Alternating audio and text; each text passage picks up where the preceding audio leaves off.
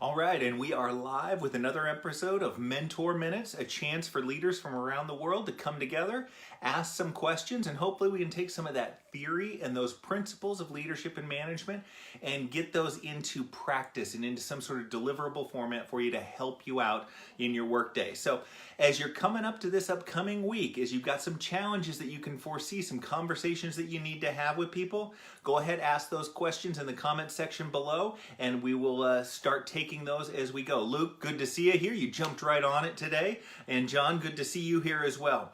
So I'm actually going to start off today kind of following up. We talked a little bit yesterday about employee accountability. It's a common issue that we deal with here is getting employees to be more accountable, take more ownership of their job. Crystal, so good to see you here as well. And I really wanted to talk about bringing people into the decision-making process, giving them some perceived control over their job as a means of getting more accountability. Janine, good to see you here as well from Down Under. And what I mean by that is simply talking to them. I guess I'll back up a second. And when you have a boss or you have a situation where you are given orders, where you are given tasks, where there is no discussion, you can't take any ownership over your job. We've all had those at some point in our career where there wasn't any discussion. It was a dictatorship, for lack of a better term, and you just stepped to and did what you were told to do. And in that environment, you aren't going to be giving your full effort. You aren't going to be taking ownership. You aren't going to be getting passion in your work. Pam, good to see you here as well. And so a simple way to get more accountability and to foster a sense of ownership amongst your team is to bring them into that decision-making process. And you can do it very simply. It can be that you give them a task, you give them an order, if you will, but then you simply ask them about it. Well, how do you think you should get that done? Or what do you think is the best way to get that done? When do you think you can get that back to me? You open up a discussion in regards to deadlines, in regards to how it's done, in regards to what the deliverable is going to be, in regards to how they're going to get there. Asking them that simple question allows them to provide some opinions and provide some feedback, and that is absolutely huge, especially in today's day and age of workers who want to have a little bit more insight. We're used to being able to email a CEO of any Fortune 500 company or Twitter them, whatever it is, and have that sort of interaction. So they want to have that interaction with you. So if you want to have a little bit more accountability, if you want to have a little bit more ownership, then take the extra step when giving out tasks, projects, that sort of thing, and asking the team what they think. Now, what often happens in these cases, and so you might try that tomorrow, or I guess it is Monday on the other side of the dateline, so you might try that today. And what you're going to get is, no, I don't have anything to say. And you won't get any feedback. But it's important that you are persistent in this. A lot of times, your employees will consider whatever you're doing as kind of the flavor of the month, the flavor of the week. And it won't be until you follow up on something 2, 3, 4, sometimes 5 times that they finally say, okay, I guess this is sticking around. I better actually give my input on this. Michelle, Hazem, good to see you here. So be persistent at it, but ask for that feedback. How do you think we should get it done? When do you think you could have that to me by? What are your thoughts on this? What do you think is the big issue there? Do you see any hurdles in tackling this? What are the obstacles do you think that we're going to face? Ask them those open-ended questions. Create that dialogue. The more they are invested in the plan, the more they have come up with the plan to actually accomplish something, the more ownership they're going to take, and the better the result is that you're going to receive.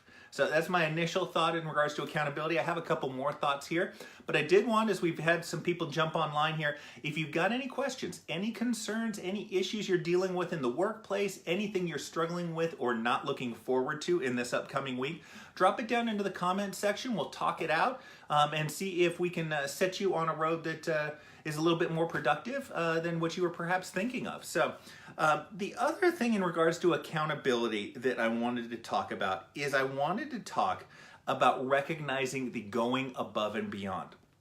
When we're talking about employee accountability, we're almost always talking about those individuals who aren't accountable. We're talking about the bad side of that equation. And it's important that especially when you have that bad side of the equation, that you are recognizing those individuals who go above and beyond, that you are recognizing them publicly wherever possible. So don't just recognize and try to address the negative behavior that you're seeing. This goes for a whole bunch of issues, not just employee accountability. So don't just recognize the negative, really recognize the positive. Oftentimes that's that carrot that gets people to hold themselves more accountable. You're also recognizing the behavior that you want to see more of. That's an old Tom Peters quote. Celebrate what you want to see more of. And so those individuals who are going above and beyond, who are accountable, who are holding their team members accountable, recognize that publicly and as often as humanly possible. And that's going to be something that really translates to everybody else in the organization. Stephanie, so glad you like them. And I do see that I've gotten a couple of comments here, or questions, so I'll go ahead and start tackling those. And as more of you come up with some, if anything pops to mind, drop down in the comments and we'll just kind of start rattling these off. Glad you like it, John. Good topic. The company I worked for fostered this action plan. I guarantee you that's why they are so successful. They are smart enough to know that their company is only as good as their employees. In hindsight, a lot of training hours went into this topic. And it creates a huge amount of benefit down the road, and you create the right sort of culture in an organization. I'll actually draw a parallel to this. One of the first change management studies was done back in the 40s. It was, I think it was Professor John French and somebody else. And they went to a linen manufacturer in Virginia. And this translates to change management, but it absolutely, it correlates to employee accountability. What they found was when they were instituting changes in the factory, they were having huge issues with aggressive behavior towards the supervisors, turnover, and really they just weren't getting, those are two things that are not going to get you results, but they weren't getting the results whenever they tried to change things or make improvements. And so what French and his colleague recommended and what they studied is they actually split the next changes into 4 different groups. So they had two groups of employees that got the same thing that they had always gotten. And that is basically, hey, here's what we're going to do. Do you have any questions? And as I mentioned before, when you ask those questions, when you give a directive and then you say, do you have any questions? The answer is almost always, no, we don't. And then they had those problems with turnover, with supervisor-employee relations, and just didn't get the sort of results that they were looking for. Now, the third group was brought in, and I can't remember at what point they were brought into the process. They were explained what the change, they were explained the plan in depth, and then they were asked for their feedback on where they thought there were going to be problems and where the plan could be improved. What they saw, big improvements as far as supervisor relations, as far as turnover was concerned, and as far as the results. They got better results. The fourth group took it a step further, and basically they were brought in at the ground level. So here is the issue. We are looking to improve this sort of process. How do you think we should go about that? And so they had that team actually work together, come up with a plan, and implement it. No turnover. Very quick rolling through the project, very quick project completion on it. It was more durable, and they got way better results than they were even expecting. And so the correlation that you draw to this when you talk accountability, when you talk about ownership, is that the more involvement your team has in how the operation runs, the more ownership they're going to take, the more satisfaction they are going to have, the more passion they're going to bring to the job, and the better the results that you're going to get. So bring the team in as much as possible. And you see this correlation. You know it in your own career. You know that when you were distant from what was going on, you were demotivated. However, you know that when you were brought into things, when you were recognized as important and your thoughts valuable, you were more engaged in the process, and that gives you better results for you and for the organization. So if you want more accountability, look to bring the team in as much as possible. It takes time. I get it. And that's the big thing that's buzzing around in the back of your head right now. It's going to take time, extra time that I don't have, Cameron. Well, do you have time to institute a project or a process and have it fail? I leave a long pause there for dramatic effect, but of course you don't. So this is what you are there for as a leader, is to invest your time at the right points in the right way that's going to get your organization some better results. So that's stepping on my soapbox there. And John, I really appreciate your kind of comment on that. It's good to kind of have that backup there. Joel says, what can you do when communication is lacking? The hack for communication, Joel, is questions. So if your boss isn't communicating, ask them questions. Again, you are going to have to be persistent in this. A lot of times it'll be, no, nothing's going on. No, I can't give you anything, blah, blah, blah. But when you pop in their door for the third time in the last 3 weeks and ask them a particular question, they're going to finally throw up their hand and say, you know what, Joel isn't going away. I better answer the question. But if your communication is lacking with your peers, ask questions. If it's lacking between you and your employees, ask them questions. That is the big hack for communication. Now, what you can also do, and what I also recommend for people, is if you're in a leadership role and you're not having as much communication with the team as you'd like, you can also set up a structure.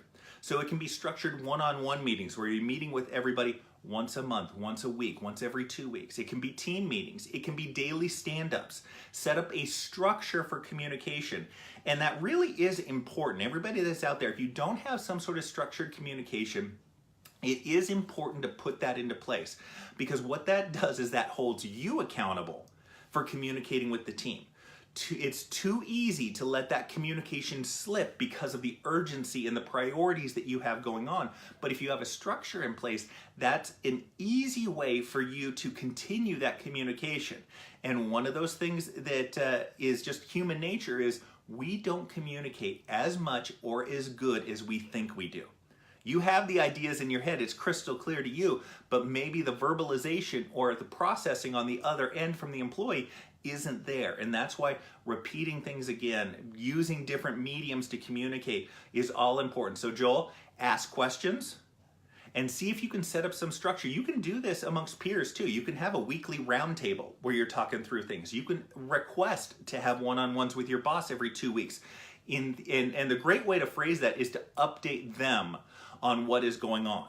So it isn't that you are asking for something, it is that you are giving them something. You are giving them information, and what's naturally going to occur is you're going to be able to get their feedback and get more information from them in regards to things. Hope those two things help, Joel. It's tough, but at least you have recognized that you have a communication issue. That's huge. Rania, Leroy, great to see you here as well. Yahira and Christina, always good. And then Abdulhamid from Dubai, other side of the world. And it is probably just as hot there as it is today here in Las Vegas. Yahira, and I'm sure I'm messing up that name, I'm sorry. What can you do when an employee is not abiding to policies and procedures, a plan of action is in place, and you have exhausted all resources to assist the employee, following all protocols? Well, Yahira, this is where you bring HR into it. And so this is the difficult point. So congratulations. First of all, well done. You've gotten to the point of recognizing an employee who isn't abiding by those policies and procedures, and you're doing something about it. That's the first step, and that's a step that many leaders don't get past. The next step is coaching them, mentoring them, and it looks like you're doing that as well. That is huge. And it's good that they see that, but I guarantee you their teammates see it as well. The fellow employees see it as well. And that's a huge thing for your leadership and people understanding what sort of leader that you are. Now you've reached that point where all of those things have been exhausted and it's not working out. So this is the point where you bring in your HR department. If you have an HR department, this is where you bring them in and say, here's the steps that we've taken. They're not meeting expectations. They're not following procedures. I need to move things to the next step, and that is looking at some sort of termination. Now, they can walk you through those procedures at that point. Now, if you don't have an HR department, which many of us do not have, that's fine. What I would recommend in this case, Yahira, is that you look to clearly lay out to the employee, these are now the consequences. We have done this. We have done that. We have done this. You go through the steps that you've taken, how you've mentored them, how you've coached them, what you've recognized, where the incidents are, and you say, we're going to try this one last thing, and if it doesn't work out, then I'm afraid this just isn't the position for you. So you threaten them, but that's not the way to look at it. Really, you're letting them know and you're giving them one last chance. It's important that they recognize that they have that last chance, because now If they don't meet that expectation, it's not a surprise to them that they're being terminated. So let them know what the seriousness of the situation is. But work with them, just like I think you have been. Create that dialogue. Ask them why they are having issues with it, but ask it better than I just asked it right there. What are the struggles? What can I help you with to make sure that you follow along with these procedures? Give them every chance to succeed. That is your role as a leader, is to give them the support they need to succeed. But your other role as a leader is, if you have somebody on your team that isn't meeting expectations, then you have to let them go for the good of everybody else on your team. It is not fun. It is never fun. But it is a responsibility, and your team will respect and appreciate that you're upholding the standards that everybody else is following, as opposed to this individual. Sorry to give you kind of that news. That's not exactly fun advice to give there, but I like the fact that you've recognized it and you're addressing it. Christina has the next question. It's, I'm currently training a new employee, but as I am training her, she is always quick to brush me off or interrupt when I'm explaining things. The know-it-all trainee. Love those. They are fantastic. They don't know a darn thing, but boy, they are quick to cut you off as they've learned things. You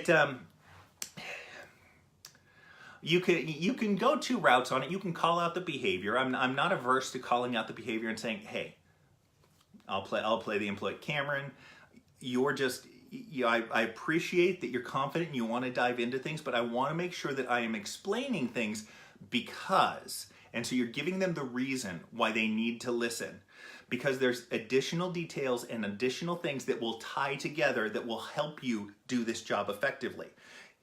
You can listen now, or you can make mistakes down the road, and that's what I don't want you to have, is mistakes down the road. So you explain it to the employee. The other thing that you can do, Christina, and as I talk through that sounds like a reasonable thing to go through. The other thing is to be ready to coach them and mentor them right away. And they're out on their own. They're going to make mistakes. Realize that they are going to make mistakes. And so have somebody there that can support them. If you can't be there constantly, then let somebody else be there to be able to support them.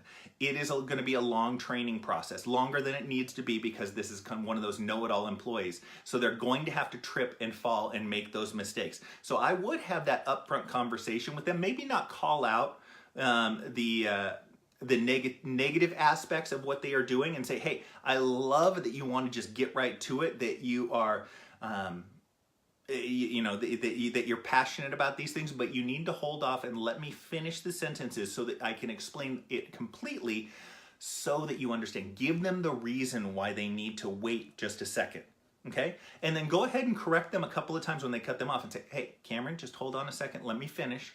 Now let's go, okay? Maintain that control, and that's gonna help you, but be ready down the road, because I guarantee they are tuning, even if they listen, based on this behavior, they're going to be tuning some things out, so be ready to provide some additional support, and be ready with some verbal warnings, some written warnings, that sort of thing in regards to that behavior. They're gonna need to snap around. So they've chosen the more painful route down the road as opposed to accepting the pain of not knowing everything right from the start. Sorry you're in that spot, Christina, but I hope that helps. Michelle has a question, and that is, how would you advise improving communication with a manager who has less experience than you and doesn't want to hear your suggestions? Good question. Improving communication, part of it is going to be the dynamic. And so whether you are an employee or whether you are senior to them, the thing that I would look to do is try to open up the dialogue, Michelle. So it may be what you do is, you know what, you use I'll play an example for you, and that might be, you know what, that sounds great. Why would you do that as opposed to say this? So you start asking them questions, and that hopefully opens up a dialogue where you can start imparting some of your experience. But don't take it too often, this experienced, the old versus young situation that comes up with experience and innovation. They butt heads and they're defensive. So be on board with them for improving. I think that, trying new things is good. Everybody learns from that, but why would you do that? Or why do you think that? That sounds like a great idea. How would you implement that? And so take it a level deeper, diminish some of that defensiveness that they might have, and that gets you in. So what you're doing is you're trying to be, in these cases, an advocate, Michelle, and you're working from the inside. I use that sort of example a lot with a boss who has a terrible idea on what to do. Maybe there's a boss who's disconnected, doesn't really understand the operation. What you do is you go in and say, okay, that's a good idea. Maybe you ask that question, why do you think this would be better than this, your alternative, shall we say? And they say, oh, this. Okay, well, good. Let me get to work on implementing that. And so you kind of take them down the road just a little bit, and from inside you can make some tweaks. Not ideal by any stretch, but sometimes that's how you are able to communicate and get some things across the finish line.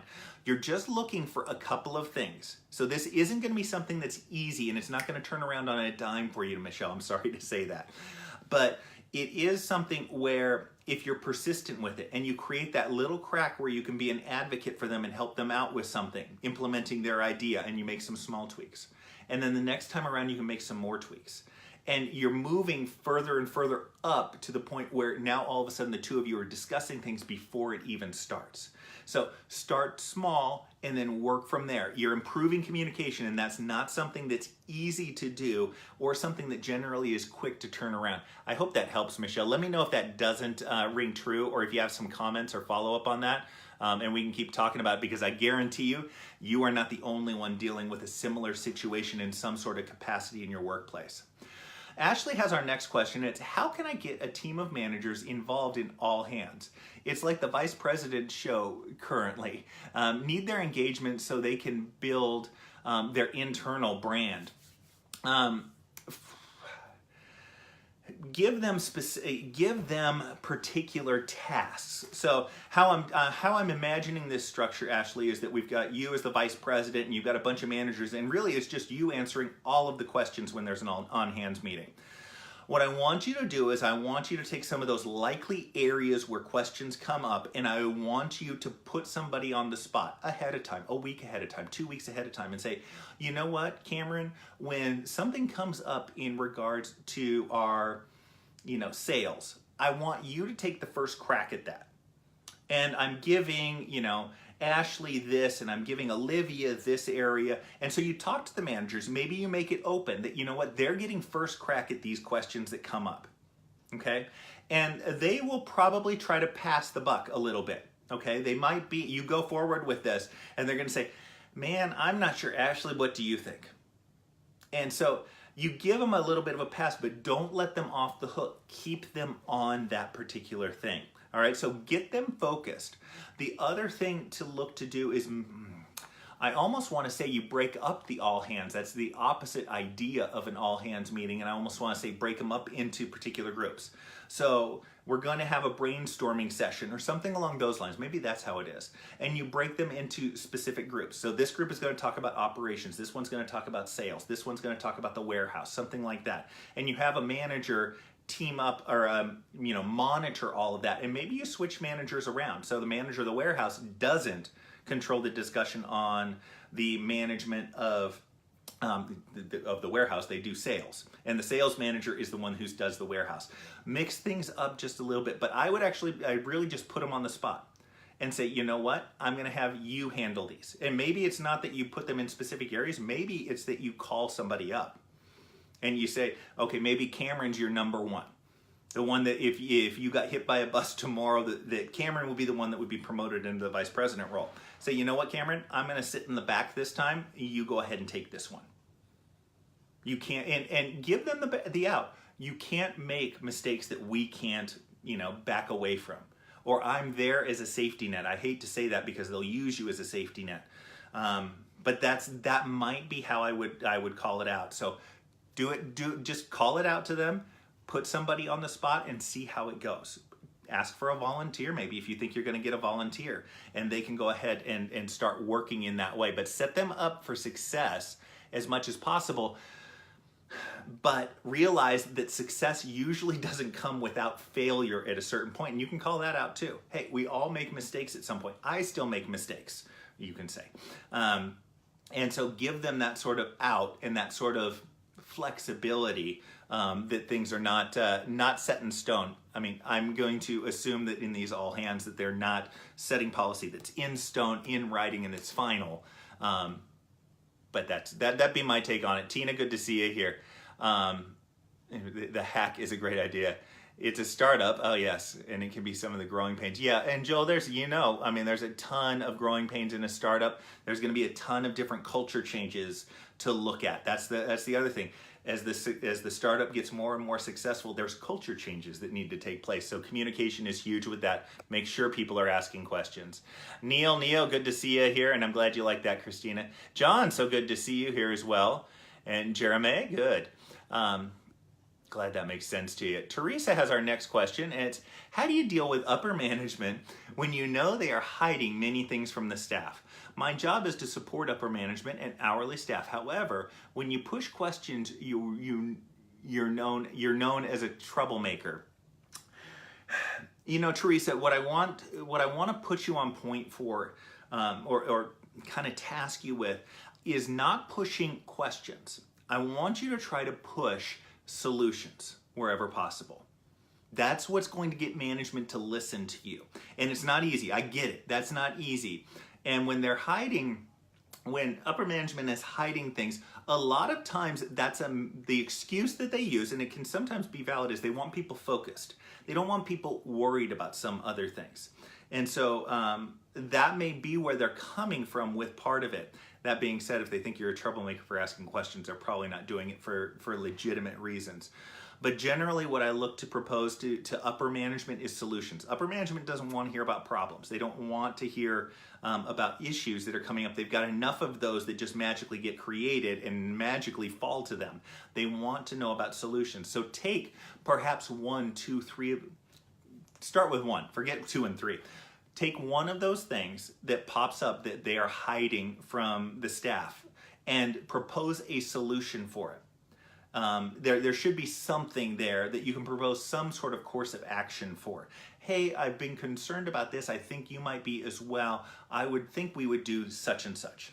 And so you start getting into their communication a little bit more. You start creating a dialogue around some of these issues. Then you can look to bring a subset of the team into a particular issue and try to look to solve it, or to at least show that the world doesn't end when the team finds out that they're closing one of the warehouses or something along those lines, whatever the example is. So look to provide some solutions around those issues, and then look to bring your team into that as well. Perhaps if you have, and you can kind of flip this around, and it's playing the ask for forgiveness, not permission, is actually bringing a couple of your people in, having a meeting with them just individually around a particular issue, and finding out what their concerns are, what their ideas are, and then go forward with that to your boss and see if that gets any traction. Tough spot, tough situation. Let me know if you have any follow-up on that, any other questions, and we can kind of keep that discussion going, because that's a tough one. And again, with so many of these upper management issues, everybody's dealing with some of those struggles. So thanks for the question. I was brought to a new store. Julie has the question here, and I was brought to a new store to fix the broken company processes. Been there. As soon as I have traction with the associates, my boss derails my efforts. Been there too. My boss doesn't think that he needs to follow company direction, and I'm getting frustrated. Ouch, this sounds like autobiographical for me. I have addressed this with him a few times, and I get the I'm on board, but his actions say otherwise. Do I go above him? I almost never ever recommend going above your boss. That's almost never ever a good idea. What I would look to try to do in regards to some of these process changes, and take the ones you're strongest and firmest about initially, maybe do a test run so that you have some backup information for him. And go to your boss with this, and I want to say ask for permission. Bring him into the loop a little bit more. My boss doesn't think with him. Okay, I did have the gender of the boss right. But look to run some test runs, get some data, and then bring him into the process so that he understands it and he can improve it. And so what you're doing is you're hopefully getting ahead of some of this backsliding. And you can also anticipate some of these things if they are a boss who looks to break the processes for their own benefit. So they might have some I've had this situation before where the sales clients that the CEO deals with always get fast track priority for everything that ever happens to them. And so you can look to create some processes around where you would break that, and where you would break the processes or create an exception for the processes, and have the boss sign off on those as well. But going above your boss is almost never something that works out to your benefit. It just rarely does. And even in cases where you get buy-in from their boss in regards to something, oftentimes that doesn't stop the breaking of those processes. If you can't do, and this is from my own experience, the last job that I had before I started, doing this consulting and coaching full time was with a company where I had that situation, an overbearing boss who I was brought in to change the processes, and then they went and changed everything back to the way they were basically after I'd put them into place. You may look at looking elsewhere. That may just be a situation if it becomes intolerable, but bring them into that process a little bit more. Get some data behind it so you have your ducks in a row, but go to them. That way they're aware of it. Create those backups as far as exceptions to the rule, and see if that gets you a little bit better results. I'm hoping it does. It's a tough situation, and I'm a little leery of, a little leery of whether that's going to work, but it's worth a try. And I think that it could work for you. What do you do? Eleanor's question is, what do you do if HR takes the side of the employees? Then employee gets to management disrespectful because they know HR is there to back them up. You keep towing the right line, Eleanor. I do have a love-hate relationship with HR departments. I love the idea of an HR department, but I do find in many cases that they tend to side with the employee, because the reason the reason that HR sides with the employee is it mitigates the risk. So there isn't going to be a risk of some sort of lawsuit filed for wrongful termination or anything along those lines. Management doesn't generally file those things. It's usually from the employee side. So HR is often incentivized to mitigate that risk, and therefore incentivized not to fire and discipline employees because it opens them up to that risk. So that's just your background, just a little bit on it. Because they know that HR is there to back them up. What I would do is I would continue to bring HR into it. What I look to do in those cases, first of all, is if you have a situation with this employee, be the first person to make HR aware. The first person that gets to HR is often the one that is believed most. So if you have a blow up, let's say, with a particular employee, your next call should be to HR. Hey, just so you know, I had a blow up with Cameron. It was in relation to this particular issue. I tried to talk him down. He escalated things. I raised my voice. He raised it even further and did this and this, so that they are aware of it from you first and foremost. So get to HR first, but also, especially if they have inserted themselves into your management decisions, which happens a lot of times, then what you want to do is lean into that. So now all of a sudden what you're doing is you are you're running your decisions through HR. You're making them aware of those decisions. And oftentimes with I'll say an overbearing HR department, I don't mean to come down too hard on it, but I've seen it so many times. With an overbearing HR department, they will back away from the situation because they don't want, again, they're looking to mitigate risk. And now all of a sudden you're creating risk for them because they are implicitly signing off on your decisions.